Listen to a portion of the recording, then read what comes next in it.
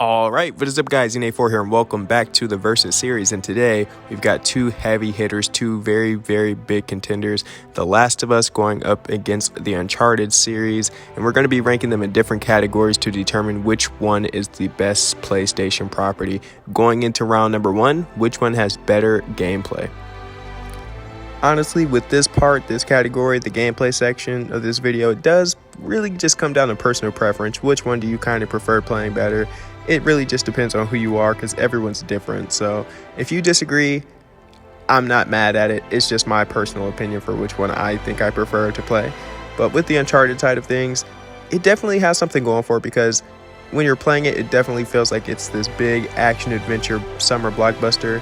And each game has some type of significant, set piece or memorable moment in it. And that's what keeps the fans going. That's what we like to see because whether you're playing through Uncharted 3 on the plane scene, always talked about, a highlight of the game, or you're going through Uncharted 2 with the train sequence, it's just a really good time. It opens up the game, it's iconic, it's memorable, it's still talked about till this day. And something I enjoy about the Uncharted games is it's not just non-stop action 24/7. It does have a little bit of slice of life moments added in there.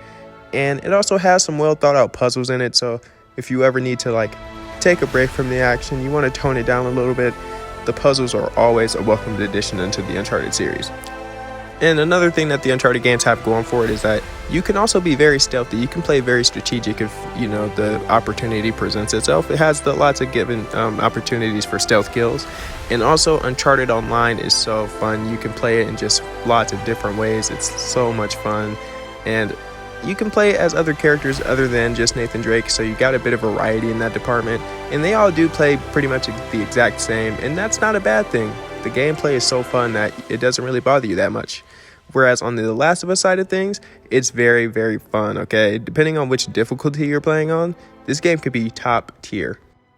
And I'm glad that they gave us different varieties of infected because it gives you different opportunities to play the game. You're not just doing the same exact thing over and over again. Some you got to be quick, some you got to be very silent and strategic. So I liked it a lot. I like that the bloaters and the clickers, they play very differently, and it has some regular humanoid characters as well. So it definitely has good variety in terms of how you want to play the game, how you want to go through it, and depending on how good you are, you can do a lot of interesting things, with the running mechanics and the counter and everything like that. Like, The Last of Us Part 2 has probably the most satisfying looking gameplay, and for a good reason. It's just such a well thought out game, and the gameplay is very addicting, like I said, and there's just lots of ways you can play this game.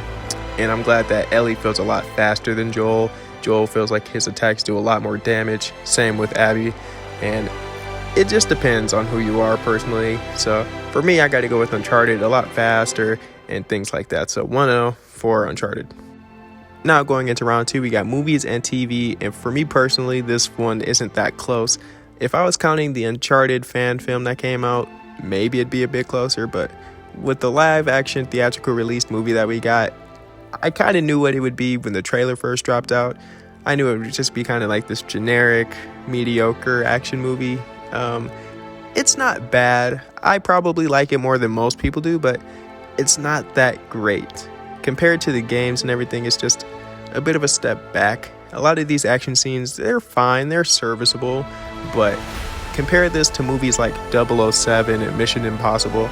In this movie, it kind of just feels like that Dora live action movie that came out a few years ago, honestly. And that's not necessarily a good thing, especially given the Uncharted title. And with Tom Holland and Mark Wahlberg being cast as Nate and Sully, it's definitely a miscast, but it's fine. Whereas The Last of Us TV series, it's great, damn near perfect.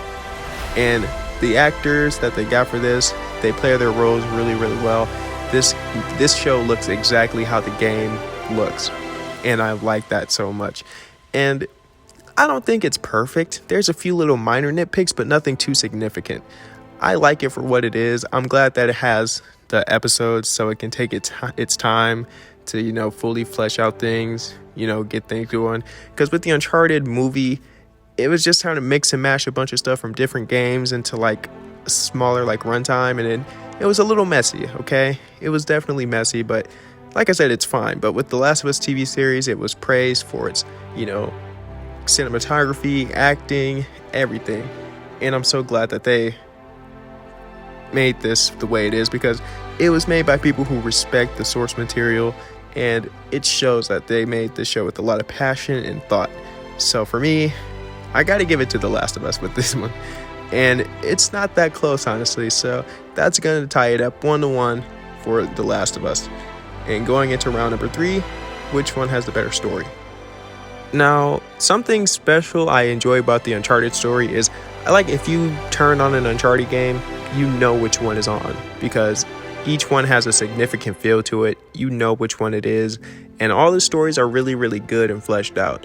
But in terms of just an overall story, like all together, 1 through The Lost Legacy, it's a little shaky. There are some things in here where if you genuinely think about them in certain games and moments, there's a few little things that don't make a lot of sense, especially around the Uncharted 3 game. But overall, I still really, really enjoy the Uncharted story. It's very addicting and the characters are fantastic. But with The Last of Us, I feel like they were able to get it done in one game, whereas it took Uncharted multiple games. And it's such a compelling story, just Joel and Ellie alone. It's so good. The story is so addicting. Anybody can like it, whether you're just watching the cutscenes or you're enjoying the game overall by playing it. It's so good. And yes, although The Last of Us Part 2 story was a little bit shaky and it got a lot of criticism, it was still a really good game. It won a lot of awards, and I like it for what it is. I think the story for the first game is better, but the gameplay for the second game is better, if that makes sense. So overall story, I got to give it to The Last of Us, putting our score 2-1 for The Last of Us. And going into round number 4, supporting cast.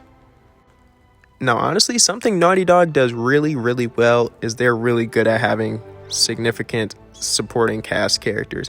And you can tell a significant story with just main characters, but in order to have a perfect, damn near flawless story that flows well, you need a good supporting cast. And that's what both of these games do really, really well. The Last of Us, depending on which season you're in, which part of the game you're in, it adds a significant character to it. Like characters like Tess joins in at one point in the game, then you meet Tommy, then you meet Sam and Henry, then you meet Bob. And I enjoy that, as the game goes on, you meet different people. You kind of just go one and done with them, and that's fine because they all stand out.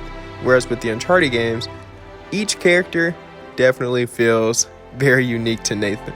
Like, they all have some special unique bit of dialogue and banter to them, and they're all so fun. They complement each other so well that it's just easy dialogue. It works well, and I wouldn't be surprised if they said that majority of it was honestly just improvised. Like, Chloe is just such a good character. She challenges Nathan so well, and I enjoy that they made Chloe and Elena very different from each other, so you can kind of see which one Nathan really prefers and which one he'd rather go home with at the end of the day. And Elena Fisher and Victor Sullivan are fantastic characters. Each game that they're in, they're just so fun. They have great interactions with Nathan. They always have his back, and although they don't always see eye to eye, it's just great interactions all around. Just phenomenal character work. The dialogue is so fast, it's so quippy, and it's just a really good time. Nathan, he knows that he can always rely on Elena or Victor, and it's just really, really good to see them on screen because they feel like family members to him. They definitely feel like they're right at home. The three of them, they work so well, even in the first game all the way to the fourth.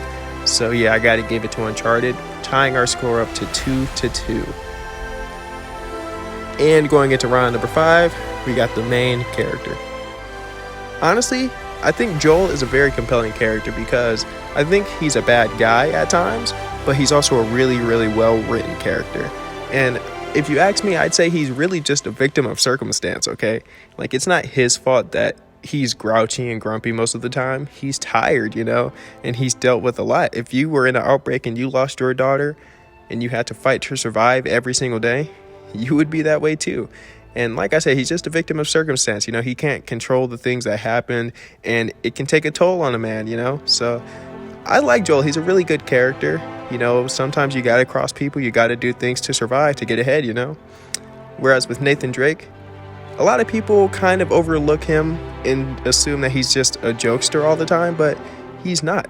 He's shown multiple times in all of the games that, sometimes the treasure isn't worth it. The real treasure is being alive and having your loved ones right beside you.